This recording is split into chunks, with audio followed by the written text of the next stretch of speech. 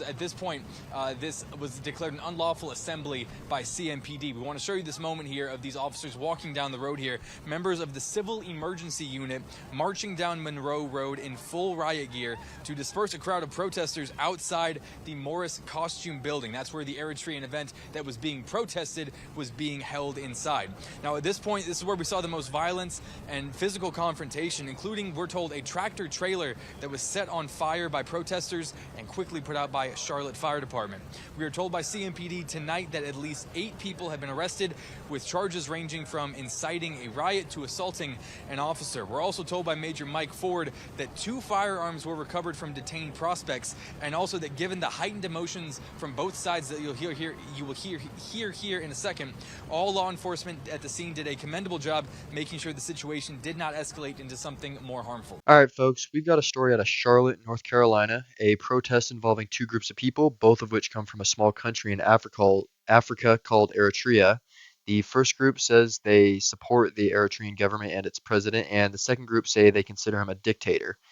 Now, I have enough to pay attention to when it comes to American politics, so I don't really know the inner workings of Africa, a continent with 54 countries. That being said, I'm not really going to get into the politics between these 2 groups. Just know that one side hates the Eritrea president and one side loves him.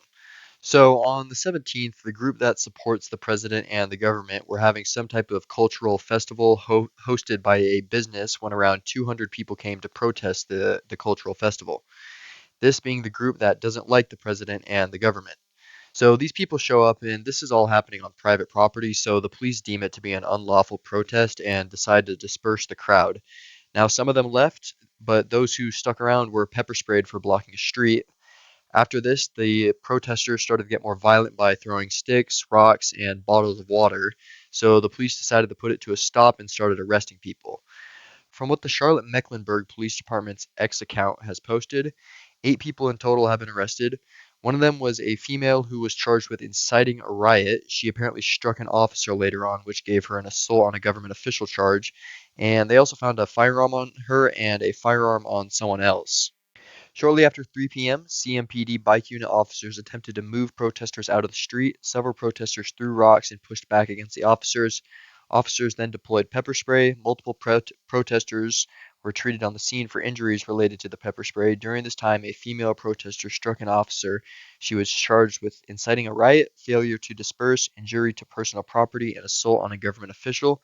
A firearm was seized from her person. In total, officers made 8 arrests and seized 2 firearms over the course of approximately 7 hours. The charges for all 8 suspects include impeding traffic and failure to disperse. And this comes from the Charlotte CMPD page. Police said that while they were working to contain the crowd, protesters set a tractor trailer on fire, which was quickly put out by the local fire department. Around 7:30 on the 17th, the police department's X account posted that the protesters dispersed and the road they were blocking would open again. So I wanted to play a video, but I can't find it anymore. I don't know where it went, but this article quoted the part I wanted to show anyways, so I'll just read that. So this person comes from one of the people who were protesting against the cultural event. A lot of Eritreans, when they come to America, you see them in 2 groups. They are either law-abiding citizens who are pro-American, pro-justice, and pro-democracy, or they turn into extremists who support a dictator who are anti-American, anti-police, anti-democracy, and anti-justice. And like I said, I don't really want to get into their politics, but I find this part funny because those are the same people that were throwing stuff at police, and they also lit a tractor trailer on fire. They're calling themselves law-abiding citizens. I don't know, I just find it kind of funny. Across the pond in Europe, a similar situation is happening in The Hague, the Netherlands. Eritrea immigrants from Africa have attacked each other, attacked police, and burned multiple cars.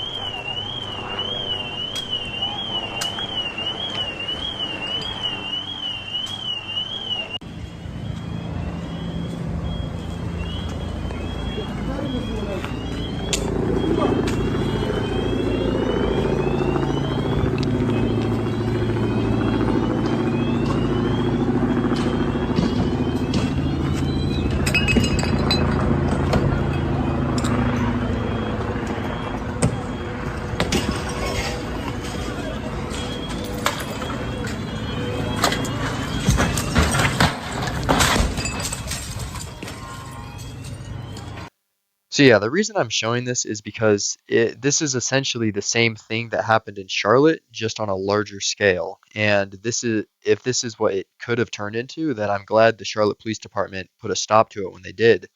From what we've seen, lawlessness like this always kind of starts in Europe and then makes its way to us eventually. We can't allow things like this to happen in our country more than they already do. So, anyways, let me know what you think in the comments. If you enjoyed the video, do me a favor and press the like button. If you want to see more news from me in the future, go ahead and press the subscribe button as well. Alrighty, I'll see you next time. Bye.